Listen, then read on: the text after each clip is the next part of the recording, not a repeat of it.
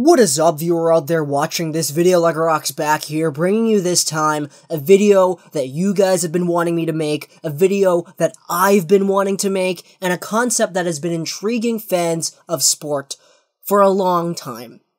This right here is the ultimate all-time Vancouver Canucks lineup in NHL 18's franchise mode. I'll let you guys know right off the bat, the way I organized this was I took players who have played for Vancouver and had monster seasons with Vancouver and put them all together. This means that guys like Messier, Sedin, they're not going to be on here. I'll let you know, however, that Mogilny is on here, but that's because Mogilny was really good when he was a Canuck. And so without further ado, let's go and take a look at, let's face it, these are going to be controversial lines, because I'm sure a lot of you guys in the comments are going to be disagreeing with what I've put here, and you'll have your own suggestions as well, but this is the way I assorted things. I tried to make it so that we got guys from different eras of Vancouver hockey. We got the Sedins from 2011, we got Pavel Bure from the 90s, Bertuzzi, Nasund, Mogilny from the 90s as well. Petri Skriko is over here. He actually played in the 80s alongside of Sundstrom and Tony Tanti. I didn't have any room for Sundstrom or Tanti, but I did have room for Sedin and Smyl. We also got Don Lever, who played with Boudrioche and Vervegert in the 70s. So I made things spread out over here. Defense you guys can check out as well. Kearns is over here, Lidster, Rick Lands, Oland, and Edler. But let's go over the lines actually individually, because I'd like to talk a little bit about what we're having over here. And I know that a lot of you guys are going to be like, yo, man, like, what the hell? This is kind of weird. Like, you need to change this up. It's got to be something like this. But this is just how I have it. So if you guys have any suggestions, you can comment down below what you think should have been instead. But overall, let's get started. So right away, another one of the things that I wanted to address was the overalls. I do recognize that the overalls in the past videos that I've been making have been kind of high. Specifically in the 2003 Canucks video, I feel like some of the overalls on there were a little bit stacked in comparison to what NHL 18 standards are. I'm sure those overalls would have been fine for NHL 17, but NHL 18 kind of decreased a little bit, seeing as Crosby and McDavid are both 93 overall, and then guys like Ovechkin are 92 overall. So what we got over here is Vancouver Canucks, of course. The Sedins and Kessler are over here. We got these guys, grabbed them from 2011, 2010, 2011. Their ages aren't the same as what they should be, because I just took the normal players that are already in the game. Pavel Bure is over here. He's 22 years old. This is 1994 Pavel Bure. Same thing with Trevor Linden, 23 years old. He's a 90 overall two-way forward. He is from 1994 as well. Nasund, Bertuzzi, I decreased these guys a little bit by 1 overall point each, because I feel that they're on the same level as 92 overall players if you look at the NHL 18 rosters. Not necessarily 93, because 93, that's Crosby and McDavid only. So, yeah, they're a bit below that, so I put them over here at 92. Trevor Linden's over here at 90. I did not include Brendan Morrison in this because I felt that Morrison wouldn't have been utilized more than any one of these players, and that's just the nature of it, man. Like, we could have gone with best lines. We could have put Henrik, Daniel, and Burrows up here, Nasund, Morrison, Bertuzzi over here, and then maybe on the third line we could have had that Skriko, Sundstrom, and Tanti line. Maybe in this fourth line we could have had, Fraser on this left wing over here, but I wanted to change things up, make it so that we got different players from different eras, and that's what we got. So Skriko is over here, and the third line, 87 overall, with an 89 Kessler and a 92 Mogilny. Mogilny with a lot of freaking points as a Vancouver Canuck. 55 goals season, 107 point season, 95-96 was a prime Mogilny. So, well, actually, I don't really know if it was prime, because he got 70 goals with Buffalo like a few years earlier, so Mogilny was just really good. That's why he's at 92. And then the fourth line here, straight 87s across the board.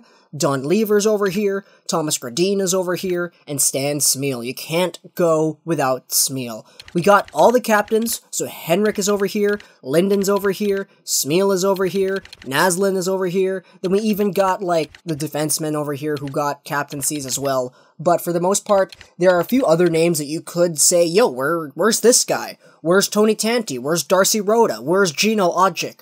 Where's Brock Besser? But, like, You know, I'm just building off of what we've seen in the past few years. So, going over to defense, Dennis Kearns is over here. He was a player. I made him 30 years old because he was really good when we played Vancouver. He was playing with the Canucks since their inception in the 70s. In 75-76, he notched himself 51 points in 80 games, 76-77, 60 points for this defenseman. So that's why I labeled him here as offensive defenseman with 89 overall. Doug Lidster is over here as well. Lidster, also a player who has a lot of history with the Vancouver Canucks. He's actually working with the team today as he is an assistant coach. Actually, wait, no, that was last season, never mind. But nevertheless, Doug Lidster, he was the captain for the Canucks in 1990-91, and he did have a really good tenure with Vancouver. In the mid-80s, he was a really good scoring machine over there. It's just unfortunate that the season that he left, it was 93-94, so Lidster left the team when we went on that cup run, and it hurts even more because the team that Lidster went to in 93-94 was the New York Rangers, so yeah, that really does suck. Jyrki Lume's over here as well, 50 points in 93-94, really good for him. Rick Lands is another person over here that I decided to put in. He's right-handed defenseman over here. He's from the Czech Republic, 86 overall is what I have him at. He was pretty good for the Canucks in the 80s as well, 53 points in 85-86. And then the third pairing, Matthias Ohlund and Alexander Edler. I wanted to have things this way because these two are number 1 and number 2 in all-time Canucks points. But it's not necessarily because they were really good goal-scoring machines, but it's just because they played for a really long time. They've shown a lot of dedication to the organization throughout their careers, and overall, they're both really good players for the Vancouver Canucks, especially Edler. Like, this season, Edler has been great. I'm not gonna lie. Ohlund, of course, can't go wrong with Matthias Ohlund. Going over to the goaltenders, Luongo, I left Luongo at a 92. Because if we're taking a look at the prime Luongo, the gold medal winning Luongo, the probably should have won the Vezina at least once Luongo, he was on top of the world, the best goaltender in the league by some people's standards, so I have him here as 92. Kirk McLean is down here, 87, stand-up goalie, very good for him as well. So this is the all-time Vancouver Canucks team. This is what we got right here. We'll be simming our way through the season with this team, just seeing how they're going to be able to fare. Because we got another season right here with just the normal lines, so we're playing with normal NHL teams. We should be able to dominate. I'm expecting 60 wins. I'm not expecting an Art Ross or a Richard, however. That's actually one of the things that I don't think we're going to be able to get, and the reason for that is because we got such good depth on this team that the way that the goals will be distributed throughout, it's not gonna be, like, really, like, lopsided. We're not gonna get 94 goals from Pavel Bure and 112 assists from Henrik Sedin. We're probably gonna get, let's say, 70 points for the top line, maybe 60 points for the second line, maybe, like, a 50 points for the third line. So, really, the goal scoring is gonna be spread out. I totally understand that, but if we're able to get a lot of points distributed throughout all our players, then that will be a win. I'm not expecting an Art Ross here. I'm just expecting a lot of depth goal scoring and assist playmaking from the rest of the team, the entire team, actually. So all these guys should be able to contribute offensively, even this fourth line here with Stan Smyl and Gradin. But overall, I'm expecting a lot of goals from all of these lines, not just the first line. So maybe if we get like 4 or 5 20-goal scorers, that would be good.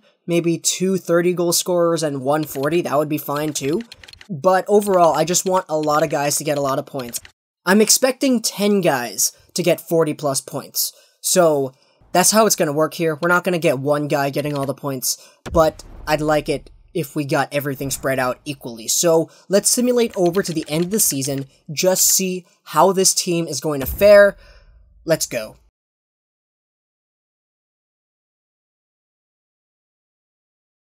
Here we are, guys, and just like I thought, 60 wins for the Canucks. This is kind of needed, honestly. Like, if we had any less than 60, I think I would have been sort of disappointed considering how stacked our team is.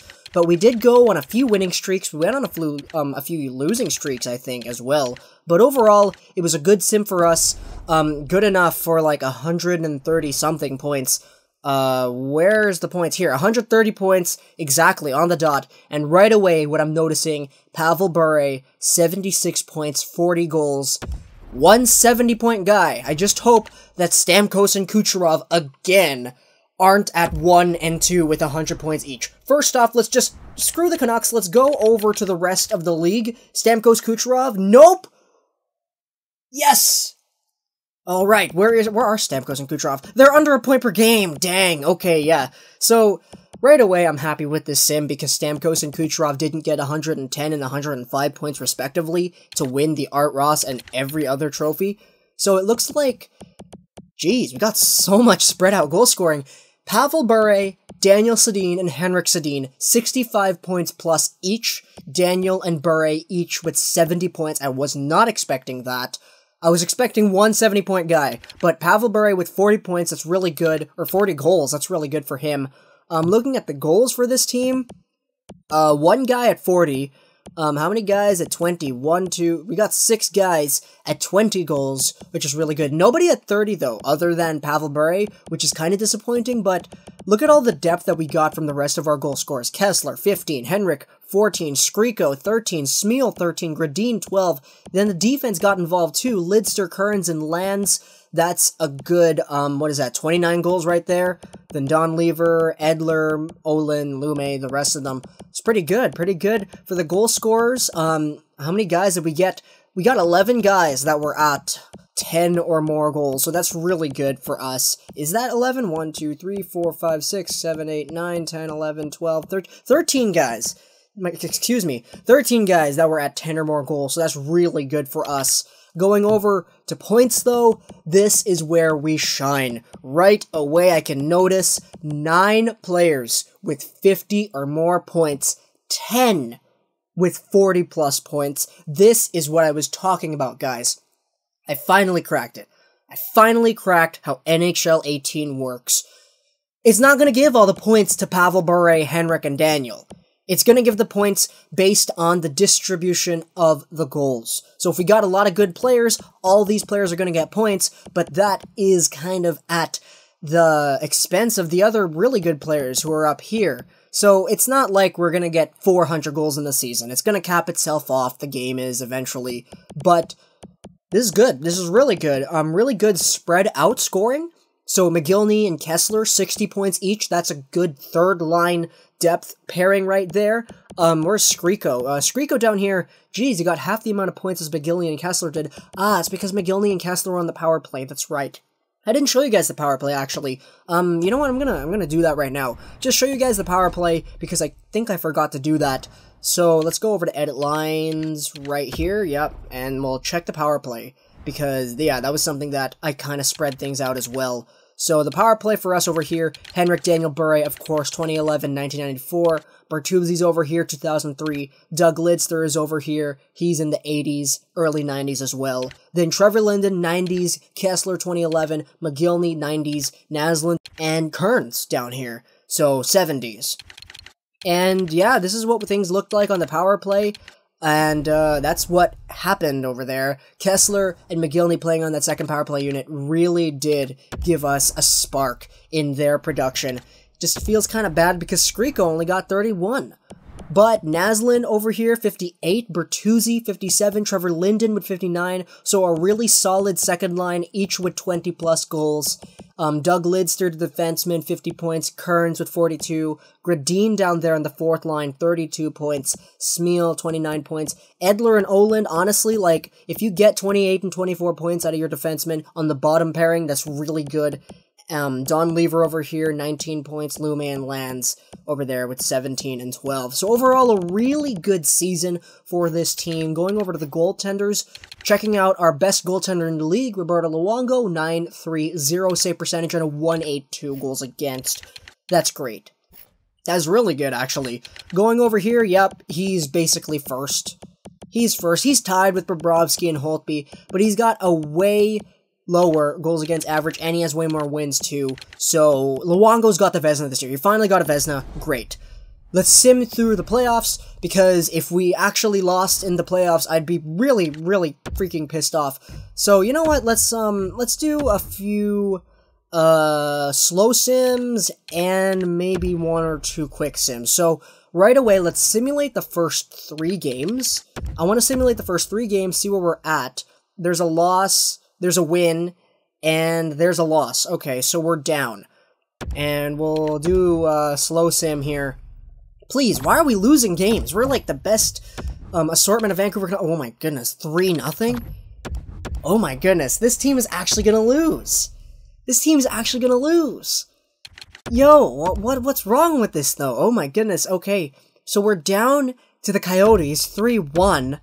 Please, we need to win. We need to win. If we don't, oh my god! Arizona's got our number! I swear, if Arizona doesn't win the cup, I'm gonna be mad. Simulating all the way through, we beat Arizona regular season 6-3. And we can only beat them once in the playoffs? We're not scoring goals. Luongo's letting 3+ in a game. Oh my goodness. What a disappointing season. And here I thought getting a team of the best Vancouver Canucks ever with 130 points in the regular season, I thought that would be good enough to finally win a cup. 2011 team, when we did the resim, nope, they couldn't win. 94, nope, they couldn't win. 2003, nope, they couldn't win. Winnipeg, are you serious? Okay, I'm done with this game, guys. I'm done with this game. I got how the points and everything work. I got how the goals and the assists work with the teams, but I just can't find a way to win in the playoffs. Even with the best freaking team. Oh my goodness. Oh my goodness. What was our playoff performance like? How many guys were like, oh my gosh. So, Bure, 2 points. Mogilny, 2 points. Henrik, 3. Bertuzzi, 3. Daniel with 4. And everybody else only got 1 point. Are you serious? Looking at the goals we scored, Daniel got 2, Bure got 1. So 3 goals in 5 games for that first line. What about, yeah, so Bertuzzi's over here. 2 goals for our second line in those 5 games. Mogilny, 2 goals for our third line in those 5 games. Smyl, 1 goal for the fourth line in those 5 games. And Olin, 1 goal from the defense. So 2, 4, 6, 8, 9 goals in 5 games for the Vancouver Canucks. Wow. Wow, absolutely. The Canucks just can't do it in the playoffs. And we've seen it here. A team with the best Canucks ever still can't get past 4-5 games played in the first round. Jesus. Jeez, my goodness. Hope you guys enjoyed this video. Plus, thanks for Alex Mogilny, like that, Stan Gaming, and bye. Okay, no, one thing I forgot to do was look at the awards. President's Trophy, we won that. 130 points, of course. But going down here, I did kind of notice that we did win a few awards. This happened after I stopped recording the video. Doug Lidster won the James Norris, so that's really good for him. Going down, Pavel Bure won the Calder because he's a rookie. Because, yeah, it's his first season in the NHL. Roberto Luongo, the Vezina, and the Jennings, and then the Selke was given to Linden on that second line. So, Ryan Kessler, who won the Selke, was on that third line. Trevor Linden gets himself a Selke on that second line. So that's really good, and then as you can see, Ovechkin kind of dominated everything other than that. But, yeah, let's do the outro now.